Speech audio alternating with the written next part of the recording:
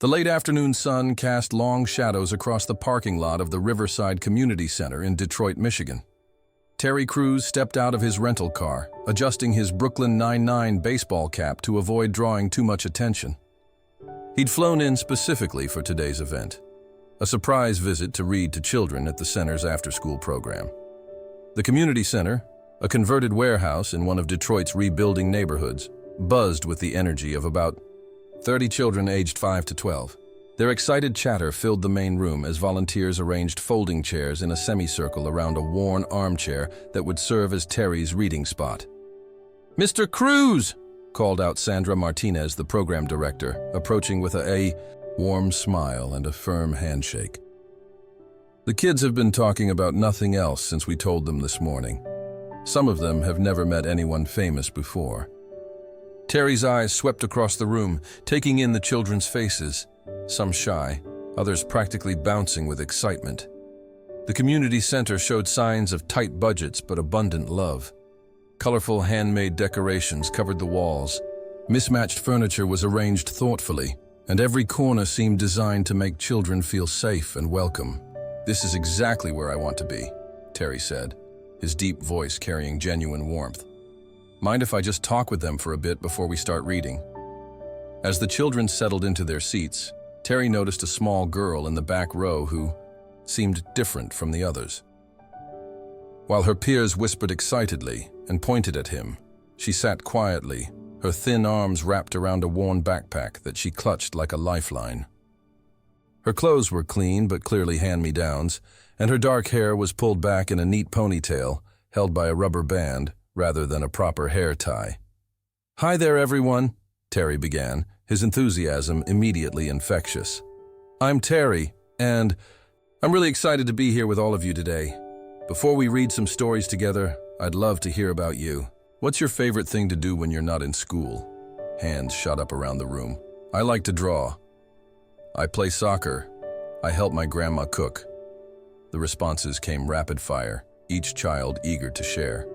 But the quiet girl in the back remained. Still, her large brown eyes fixed on Terry with an intensity that seemed beyond her years. After reading 2 picture books to the delighted audience, Terry announced it was time for individual conversations.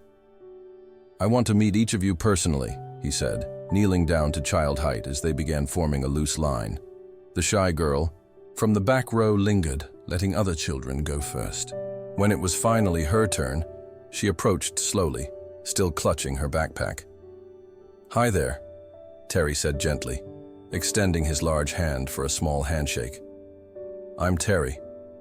What's your name?" "Amara," she whispered, her voice barely audible. "I'm 8. "That's a beautiful name, Amara. It means eternal in some languages. Did you know that?" She shook her head, a tiny smile flickering across her face. "Tell me about yourself, Amara. What do you like to do for fun?" Amara shifted her weight from foot to foot, her grip on the backpack tightening. "I like to read, and I like to look at the stars." "The stars.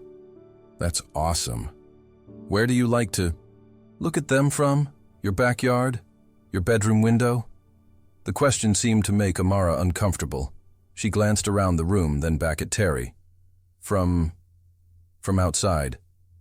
Terry's experience working with children, both as a father and through his various charitable efforts, had taught him to listen not just to what kids said, but to what they didn't say. Something in Amara's hesitation set off gentle alarm bells. In his mind, "Outside can be a great place to stargaze," he said carefully. "Do you have a favorite spot?" Amara's eyes filled with tears that she tried to blink away. "Mr. Terry, can I tell you a secret?" Terry's heart clenched at the seriousness in her young voice. He glanced around the room, noting that other children were engaged in activities with volunteers, giving them relative privacy. "Of course, sweetheart. You can tell me anything." Amara took a shaky breath and moved closer to him, lowering her voice to a whisper. "I sleep in a car." The 4 simple words hit Terry like a physical blow. He maintained his composure, his years of acting training helping him keep his expression calm and supportive. But inside, his heart was racing.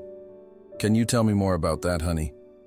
He asked softly, shifting to sit cross-legged on the floor so he was at her eye level. Amara sat down across from him, her backpack still held tightly against her chest. Me and Mama sleep in our car. It's a blue Honda. Mama says it's just for a little while until she can save enough money for an apartment. Terry's throat felt tight. How long have you and Mama been staying in the car? Since summer, Amara said matter-of-factly, as if she were discussing the weather. Before that, we stayed with Mama's friend, but her landlord said we couldn't. Anymore. Mama cries sometimes when she thinks I'm sleeping, but I pretend I don't hear. The innocent trust in her voice nearly broke Terry's composure. He thought of his own daughters, safe in their beds every night, and felt a surge of protective anger mixed with overwhelming compassion. Where does Mama work? Terry asked gently. She cleans offices at night and works at the grocery store during the day. She's really tired all the time, but she still helps me with my homework.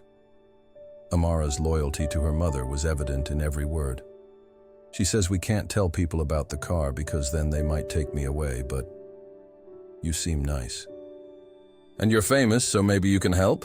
The weight of her hope was almost unbearable. Terry looked around the community center, where other children were laughing and playing, completely unaware of the conversation happening in their midst.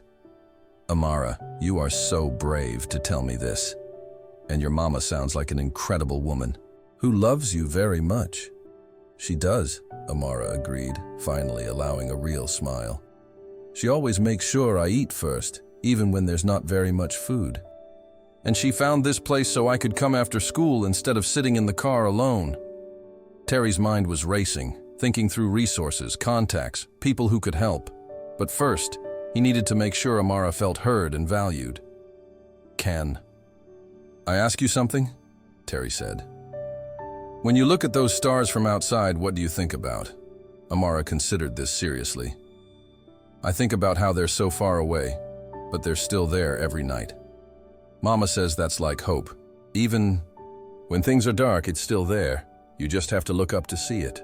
Terry felt tears welling in his eyes. This 8-year-old girl, living in circumstances that would break many adults, was teaching him about hope and resilience. Amara, he said, his deep voice thick with emotion. I want to tell you something, and I want you to listen carefully, okay? She nodded solemnly. First, you are not alone.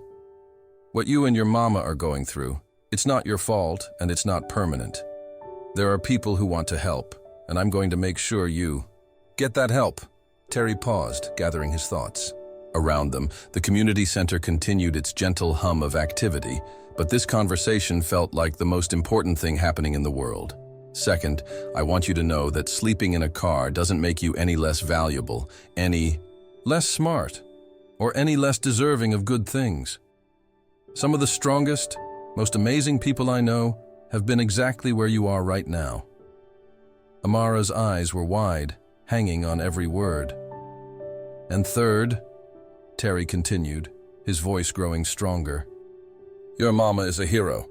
Working 2 jobs, making sure you're fed and safe and in school, that's what heroes do. They do whatever it takes to protect the people they love. Terry stood up and walked to his jacket, retrieving his phone. I'm going to make some calls right now. There are people who help families like yours. Good people who want to make sure you and your mama have a safe place to sleep tonight and every night. Really? Amara's voice was filled with wonder. Really? And while I'm making those calls, I want you to promise me something. What? Promise me you'll keep looking at those stars. Because your mama is right. Hope is always there, even in the dark. And sometimes hope looks like a little girl who's brave enough to trust someone with her secret. By now, several volunteers and Sandra Martinez had noticed the emotional conversation happening in the corner. Terry caught Sandra's eye and gestured her over. Sandra, we need to talk privately for a moment, Terry said quietly. Amara, can you wait right here? Miss Sandra is going to stay with you while I make those phone calls. As Terry stepped aside, with Sandra, Amara sat quietly, but for the first time in months, her grip on her backpack had loosened.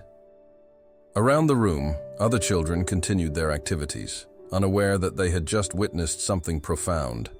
A moment when hope stopped being just a distant star and became a helping hand reaching down from someone who understood exactly what it meant to need a miracle.